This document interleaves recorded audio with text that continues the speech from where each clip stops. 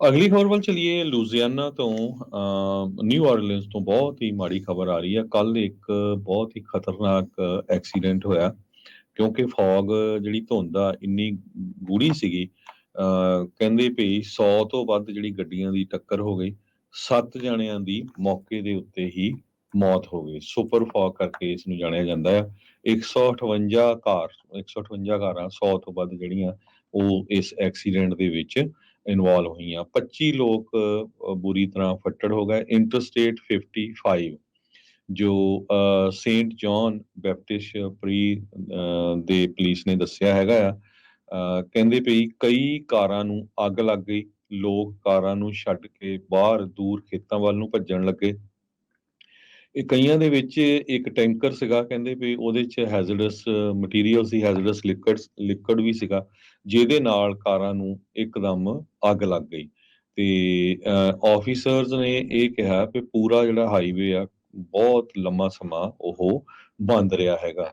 ਸੋ ਕਿਸੇ ਨੂੰ ਚਿੱਤੇ ਵੀ ਨਹੀਂ ਸੀ ਵੀ ਇੰਨਾ ਜਿਹੜਾ ਭਿਆਨਕ ਐਕਸੀਡੈਂਟ ਆ ਉਹ ਇਸ ਹਾਈਵੇ ਦੇ ਉੱਤੇ ਹੋ ਜਾਊਗਾ। ਜਿਹੜੇ ਵਿੱਚ ਲੋਕ ਕਾਰਾਂ 'ਚ ਡਰਾਈਵ ਕਰ ਰਹੇ ਸੀ, ਕੁਝ ਸਰਵਾਈਵਰਸ ਆ, ਉਹ ਕਹਿੰਦੇ ਵੀ ਅਸੀਂ ਤਾਂ ਸਿਰਫ ਬੂਮ ਬੂਮ ਕਰਕੇ ਜਿਹੜਾ ਆ ਆਵਾਜ਼ ਹੀ ਸੁਣੀ ਤੇ ਕੀ ਕੁਝ ਵਾਪਰ ਗਿਆ ਹੈਗਾ, ਕਿਉਂਕਿ ਦਿਸਦਾ ਬਹੁਤ ਘੱਟ ਸੀਗਾ।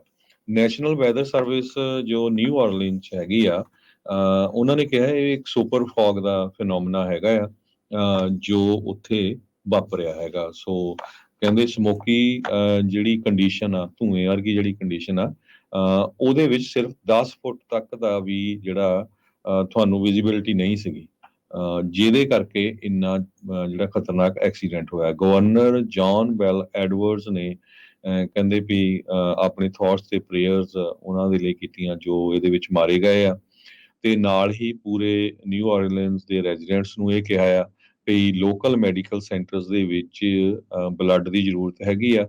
ਜਿੰਨੇ ਵੀ ਵੱਧ ਤੋਂ ਵੱਧ ਜਿਹੜੇ ਖੂਨ ਆ ਉੱਥੇ ਦੇ ਸਕਦੇ ਹੈਗੇ, ਕਿਉਂਕਿ ਕਾਫੀ ਵੱਡੀ ਗਿਣਤੀ 'ਚ ਲੋਕ ਫੱਟੜ ਹੋਏ ਹੈਗੇ ਆ। ਲੂਜ਼ੀਆਨਾ ਦੇ ਵਿੱਚ ਅੱਗਾਂ ਵੀ ਲੱਗਦੀਆਂ ਰਹਿੰਦੀਆਂ, ਹੀਟ ਵੇਵ ਵੀ ਆਉਂਦੀ ਰਹਿੰਦੀ ਆ, ਡਰਾਊਟ ਵੀ ਬਹੁਤ ਰਹਿੰਦਾ ਆ। ਪਿਛਲੇ ਸਮੇਂ 'ਚ ਆਪਾਂ ਦੇਖਿਆ ਤੇ ਹੁਣ ਉੱਥੇ ਫੌਗ ਕਰਕੇ ਜਿਹੜੀ ਇਦਾਂ ਦੀ ਸਿਚੁਏਸ਼ਨ ਬਣੀ ਹੈਗੀ। ਜੀ।